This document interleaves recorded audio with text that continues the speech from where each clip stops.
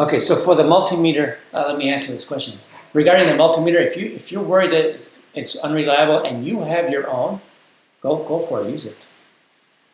Not so many people have them, but if you have one and it's going to be, you think it's going to be more reliable, I would use it then. Okay. I know some of you folks have experience in using the multimeter and wiring, whether you took a mechatronics course or you took a course in high school or whatever. I mean, feel free to use something else. I mean, we had to provide those for everybody just in case. Okay.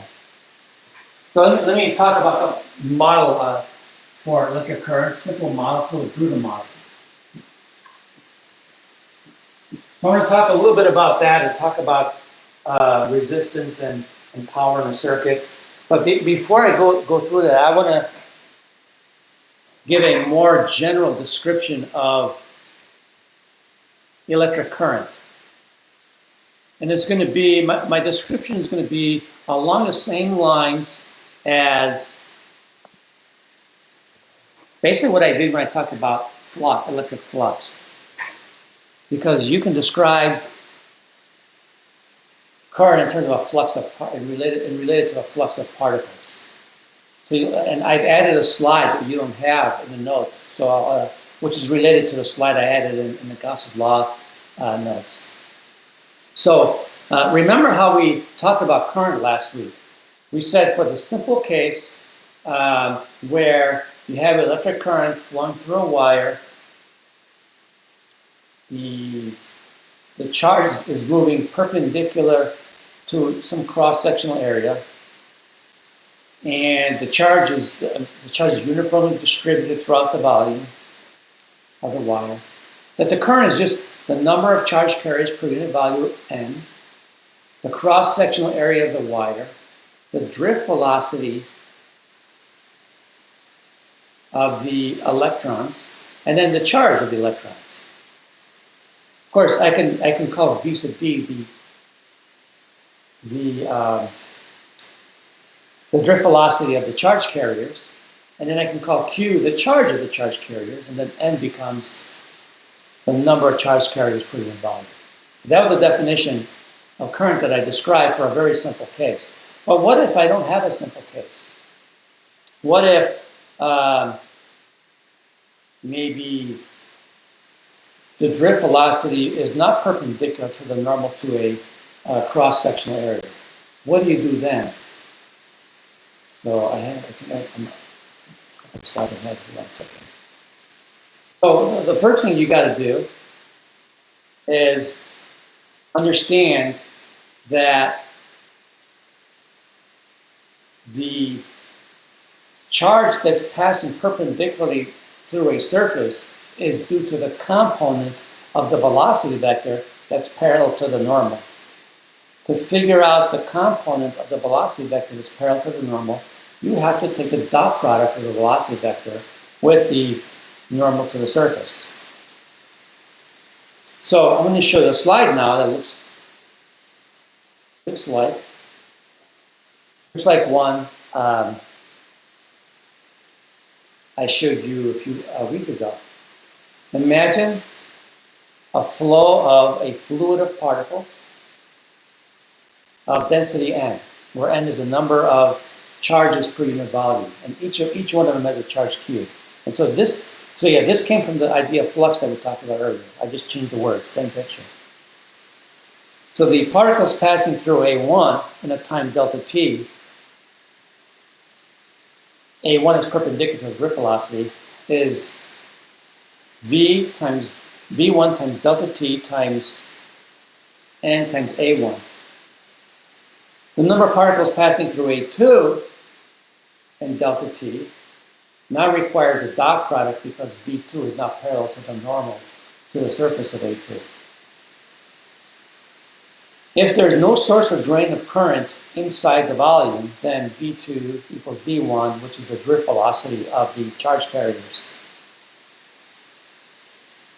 And so whatever going into that volume is equal to whatever comes out per unit volume.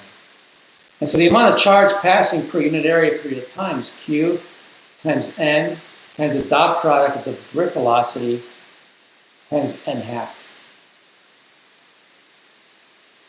The charge per unit area that you see there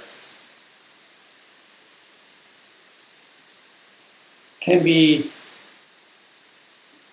written as a vector.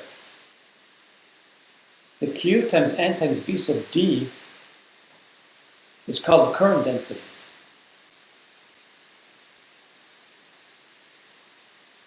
And so we can define the current in terms of the integral of the current density. Now, and I know I'm being very formal here, and I probably don't need to be formal here, but I just want you to see, because at some point you're going to see this come up, and a lot of times when you take an advanced class, they just throw this at you without explaining what it is. They assume you know it. But formally, you can write the current as the integral of J dot N dA, where J is the current density. For our purposes, J is pretty much always going to be parallel to the normal to the surface, and J is going to be constant. And so basically, that integral is simple.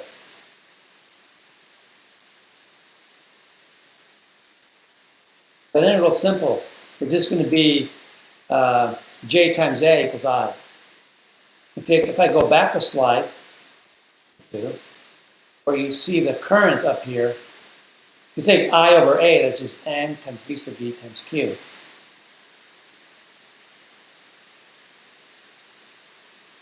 Okay.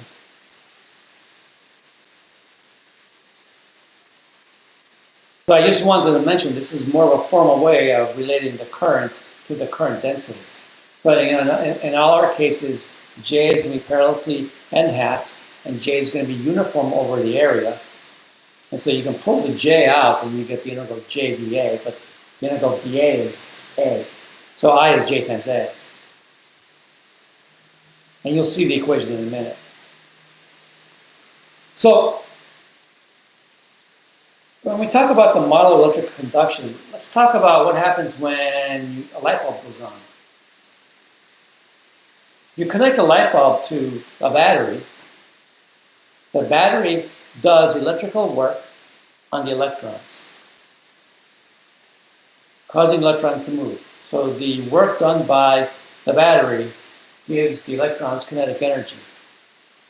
As the electrons go through the wire, they're constantly colliding with the atoms within the wire. And generally, they lose their energy. So when they collide with the atoms within the bulb, they lose their energy. Where does the energy go? It produces heat. And if you produce enough heat, a bulb will glow.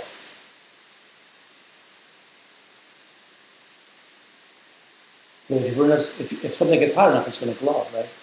And so all the energy that's delivered to the battery from the electrons is lost, basically, into producing heat. In fact, in general, if let's say if you're running a vacuum cleaner, which runs a fairly significant current, you run it for a while, you can feel the power cable get warm. Because the electrical energy is always converted to thermal energy.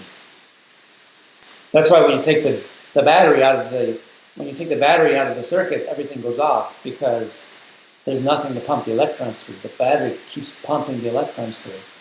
The battery constantly gives energy to the electrons. So yeah, ultimately all the energy becomes heat.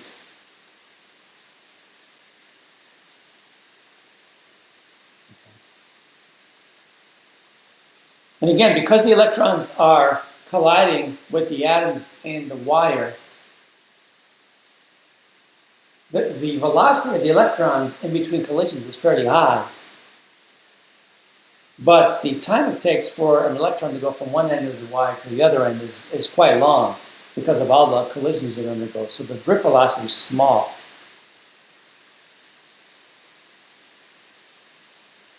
So one of the questions people ask is, well, why is it that if the drift velocity is small, that I can turn the light on and the light on goes on right away? And the question is, you always have a source of electrons. It's like, you can ask the same question with the water in a hose, right? If the hose is full of water and I turn on the hose, the water starts coming out right away because the source is there already. Okay.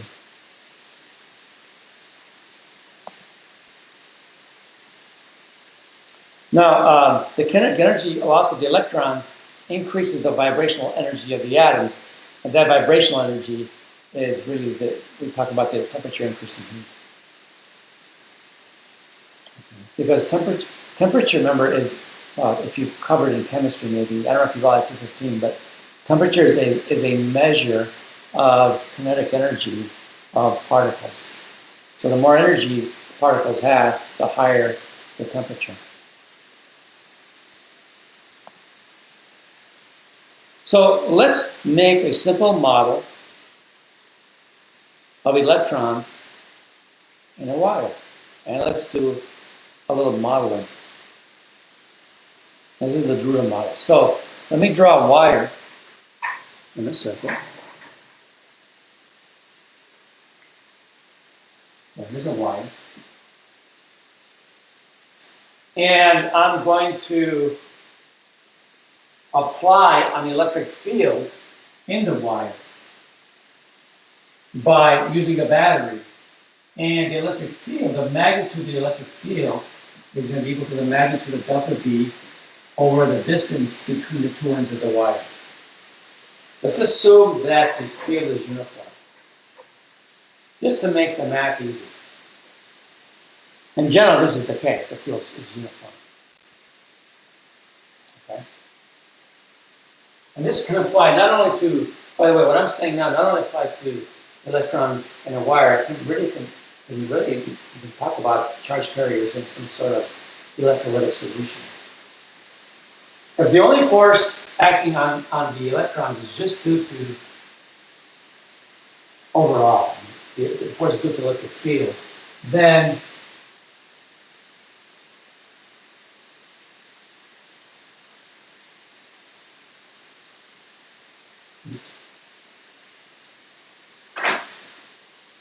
so that force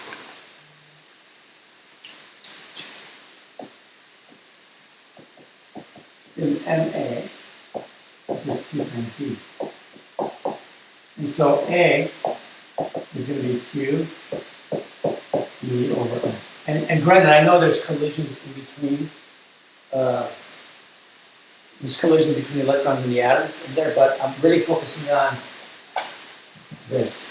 And what this is doing is forcing the electrons to go that way, even though they're colliding with other atoms within.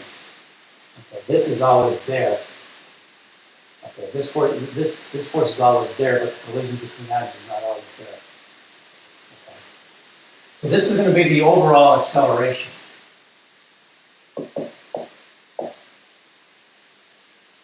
And since E is constant, we're going to assume A is constant, at least on average. Okay, at least on average, it's going to be constant. Because again, the electrons are undergoing a lot of collisions in the wire or in the solution. When V is constant, then V is going to increase linearly with time. If you integrate this,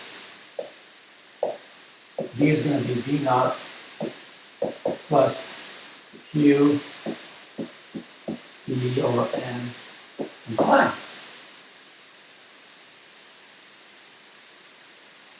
I want to deal with averages. So I want to take the average value of this function, and I want to call it the drift velocity.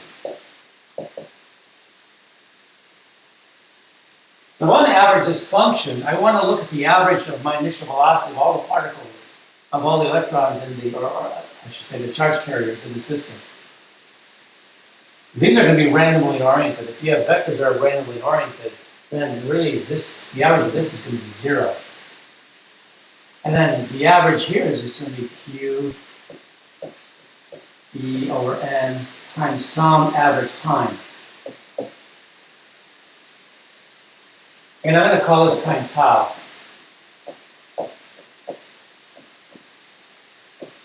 And tau is the average time between collisions. And that's what we're going to call a drift velocity. Again, this is kind of a crude model describing how the charge carriers are going through a system.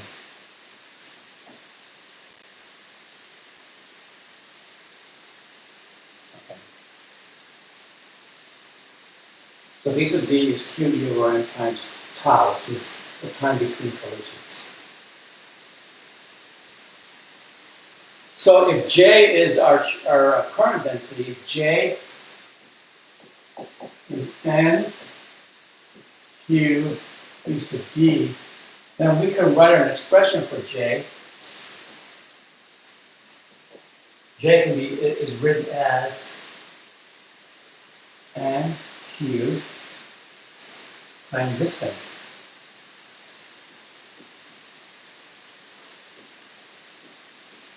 And I can collect terms.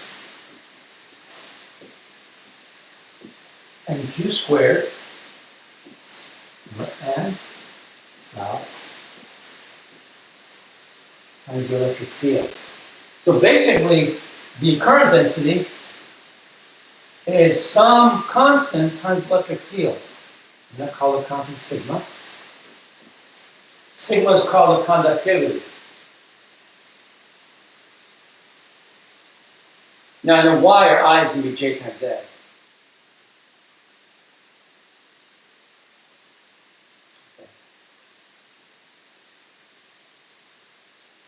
So the Y, then, the current, is going to be sigma times A and B. Which is going to be N Q squared over N times A times tau.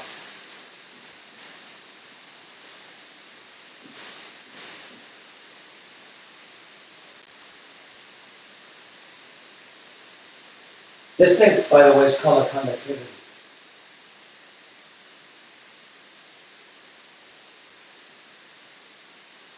Okay. The units are amps per voltmeter. Now, in many materials, the ratio of J over the electric field is a constant. When that's the case, and it's a constant independent of the applied electric field. When that's the case, the material obeys Ohm's law.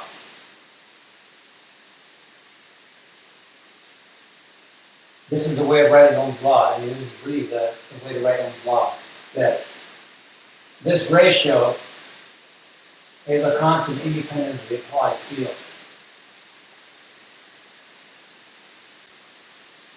We can play around with this and then write it in terms of resistance stuff.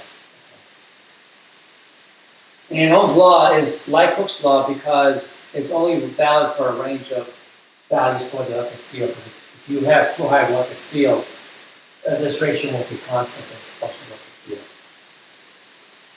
All right, Hooke's law, if you take a spring and stretch it too much, it's going to lose its elasticity, but it ain't going to be springy anymore.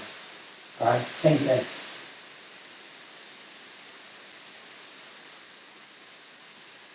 Now, since delta V, and I should call it L, not V, sorry.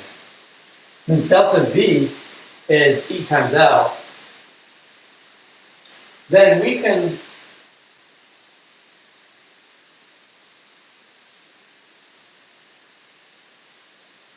write J.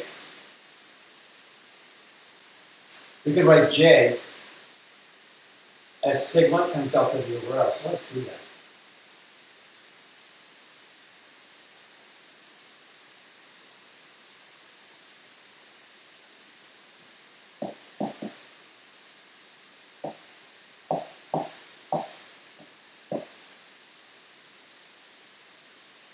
Because we can put the expression for sigma in.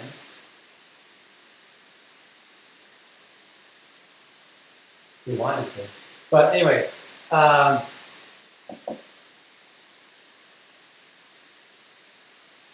we can write this as L times J over sigma.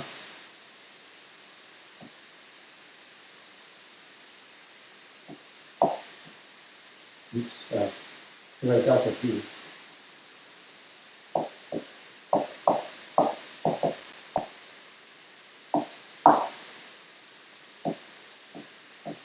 Sorry about that.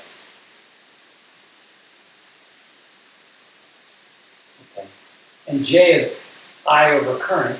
I'm saying I over A.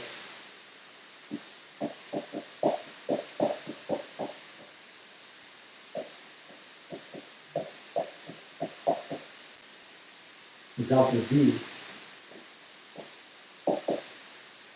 is going to be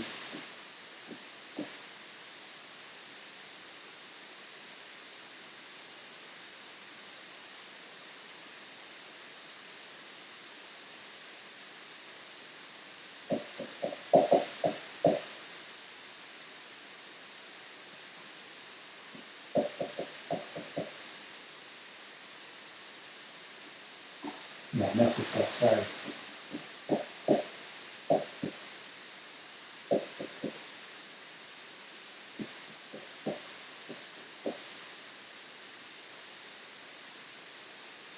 Okay, so then this is going to be equal to L over sigma A of R.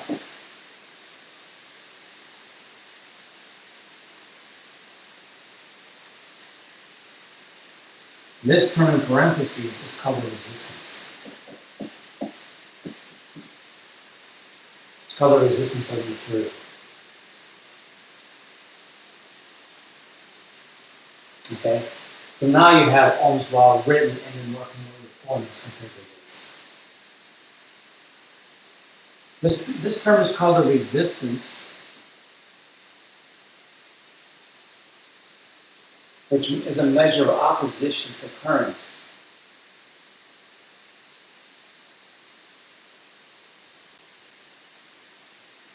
So we can write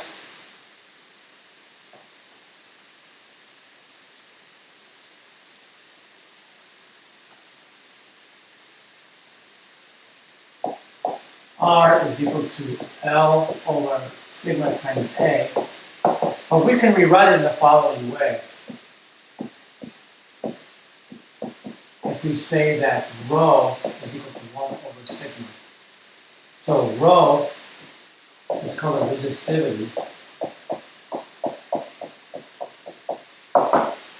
And sigma, the conductivity.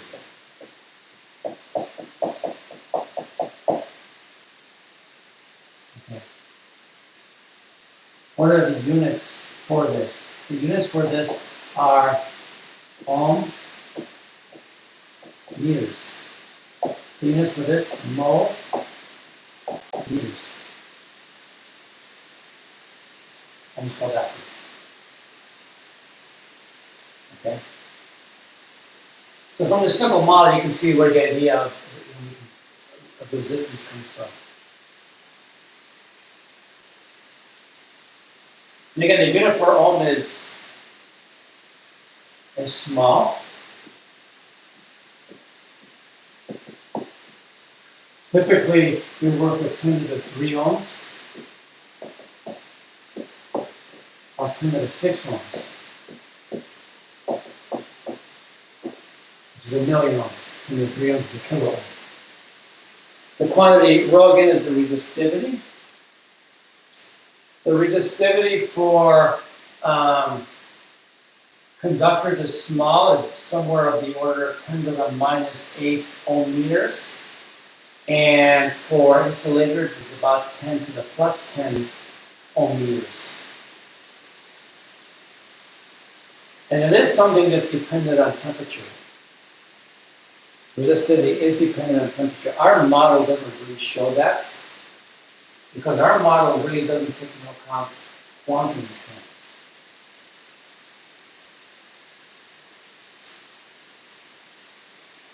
In fact, our model shows that the conductivity and resistivity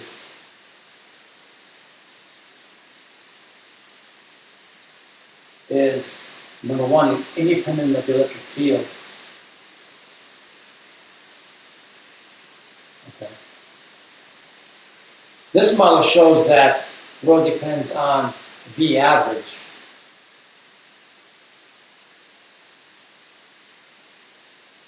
Which is really the square root of temperature. And in reality, rho depends linearly on temperature. In order for us to be able to see the dependence of rho on temperature, which is temperature is the average kinetic energy of the particles, you would have to use quantum mechanics to better model the system.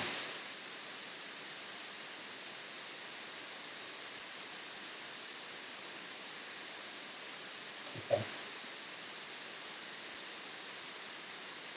But for a limited temperature range, if you want to look at the temperature dependence of the resistivity,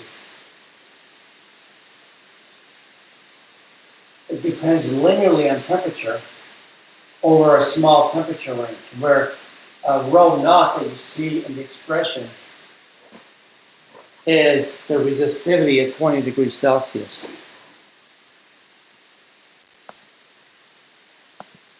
The rho naught there is the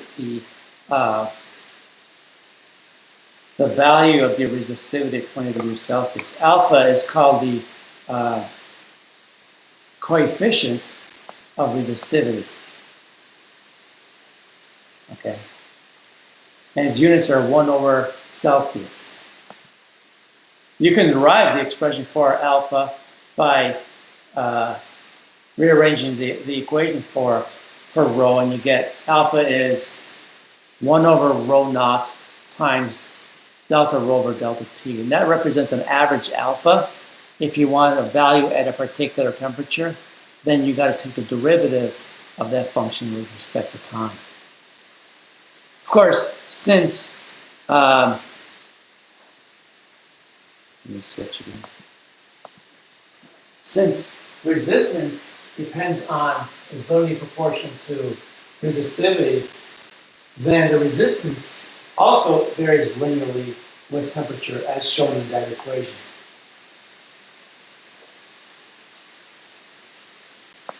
I don't spend a lot of time looking at the temperature effects of resistance. That would probably be more important in a materials class. I just want you to be aware of that relationship. Okay.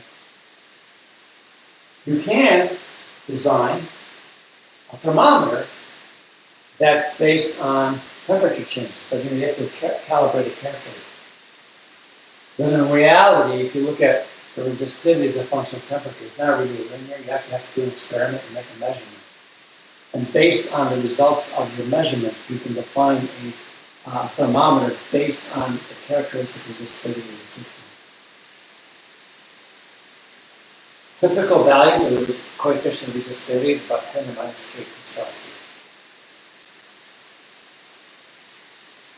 So one of the things to remember, a conducting device obeys Ohm's law when the resistance of the device is independent of the magnitude and polarity of the applied voltage. So let me ask you guys a question. Suppose I have a wire.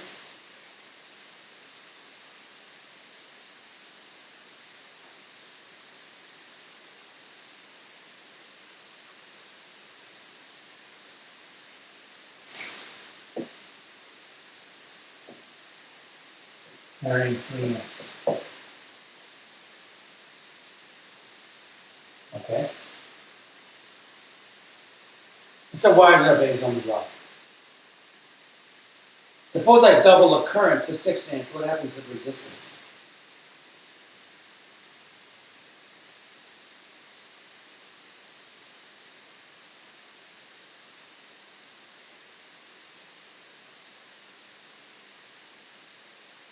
What happens with resistance?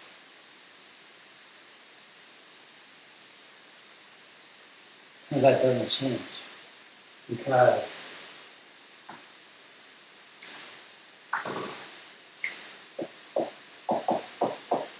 R is delta V over I.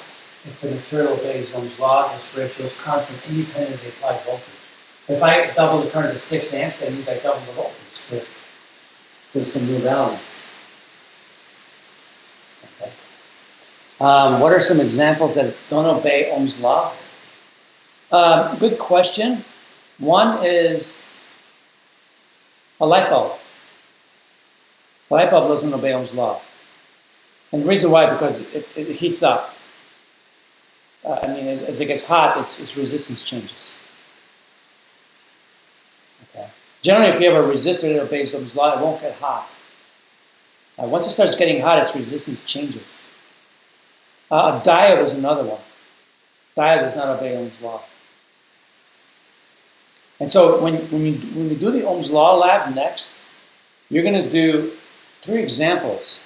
You're going to look at something that obeys Ohm's law, a resistor, which is just a device that's used to limit a current or give you a certain voltage drop across a load. You're going to look at the voltage and current characteristics of a light bulb, and then you will do a diode. So you'll do all 3. A beam of particles will not obey Ohm's law. Okay, but that's a little bit different. But if you have a beam line, eventually you won't. The beam line won't obey Ohm's law.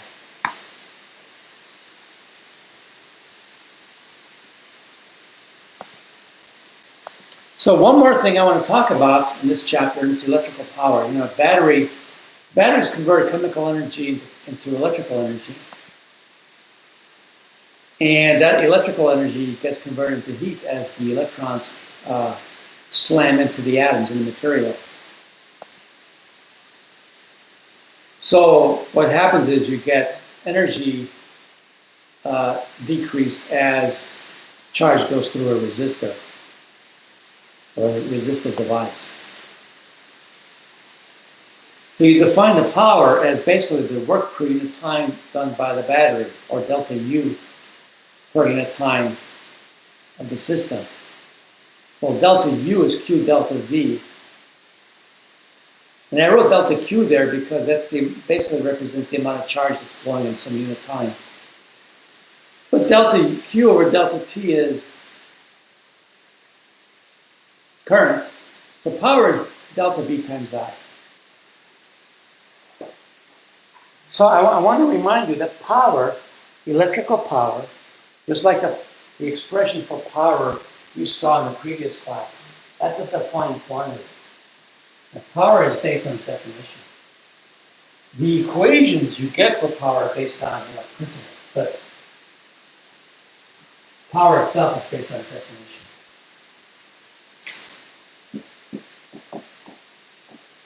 And you saw this in physics 205. So in an electrical circuit, delta V times I. Now, I can write it 3 different ways because of Ohm's law. Because of the fact that delta V is I times R, I can also write power as delta V squared over R and I squared R by using this equation. This is Ohm's law.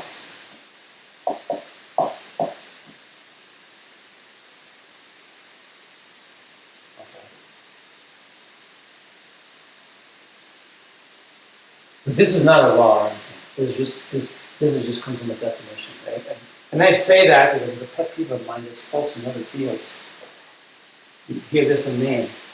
By the way, the unit of power is joules per second, or the watt.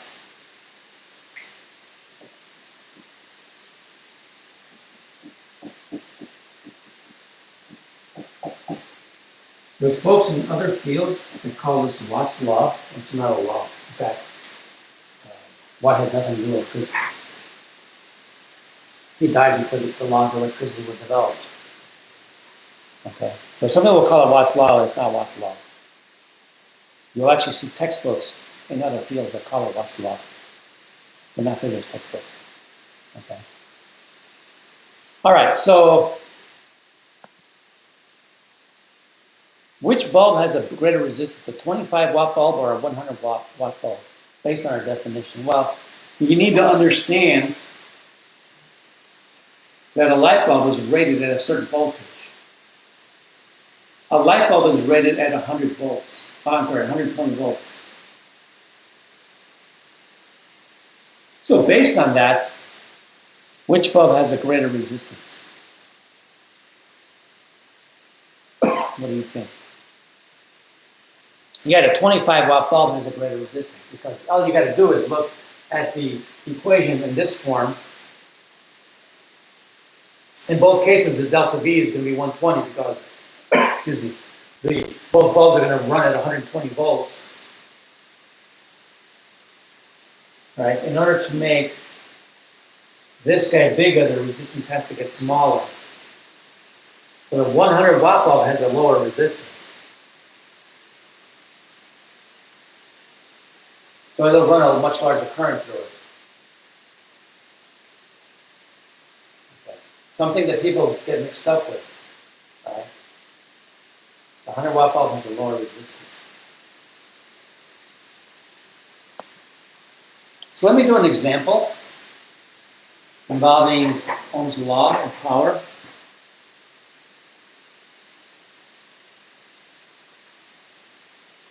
Okay.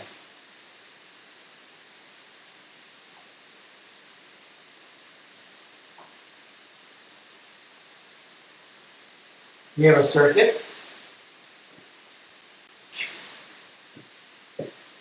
Real simple. We have a resistor and an ammeter. And the resistor is 45 ohms. This is 9 volts.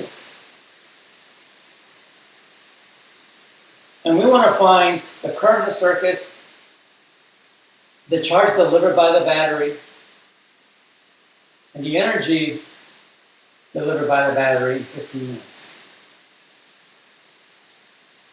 Okay, so the picture I show you shows the electron flow in the wire.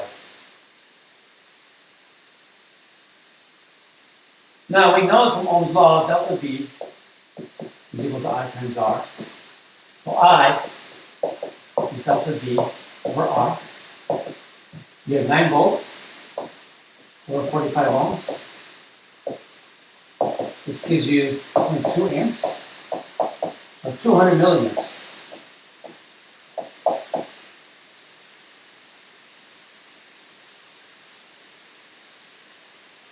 Okay.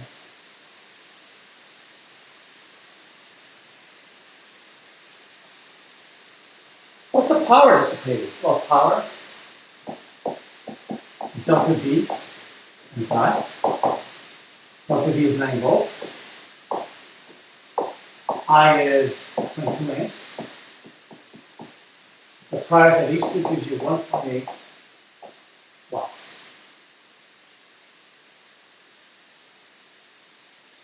Now, what about the energy? The charge delivered by the battery. Well, I is delta Q or delta T. The delta Q is I delta T. Now, granted, if Q varied, if the current varied with time, then basically I would replace this with an integral. If I vary with time, I would replace that with an integral. And so my current is 0.2 amps. How many seconds in 15 minutes? You know that off the top of your head? All right, it's gonna be 15 minutes times 60 seconds per minute. 15 times 60 is 900. 900 times 0.2 is 180.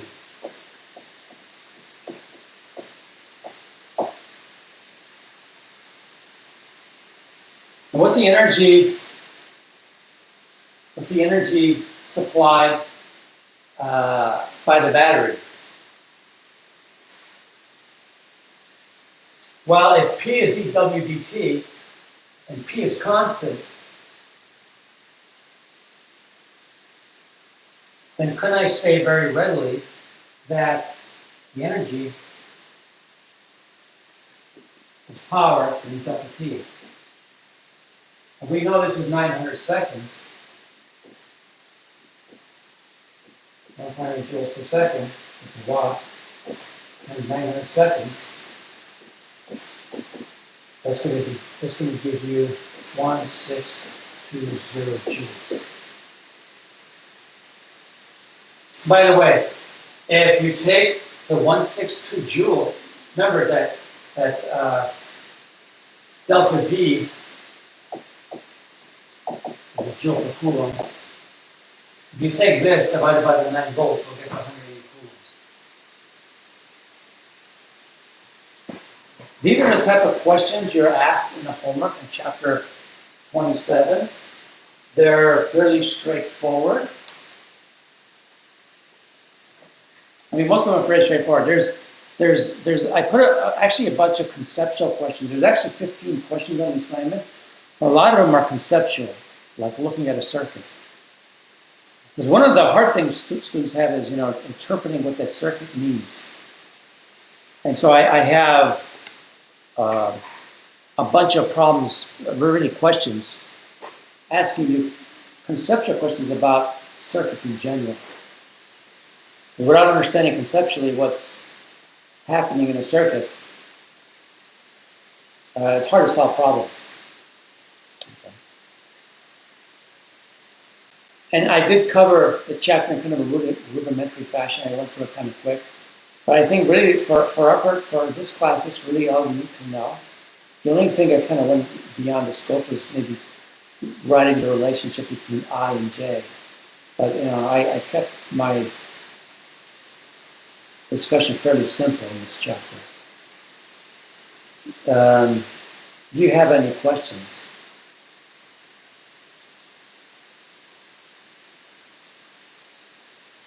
No questions? No questions about the lab or anything?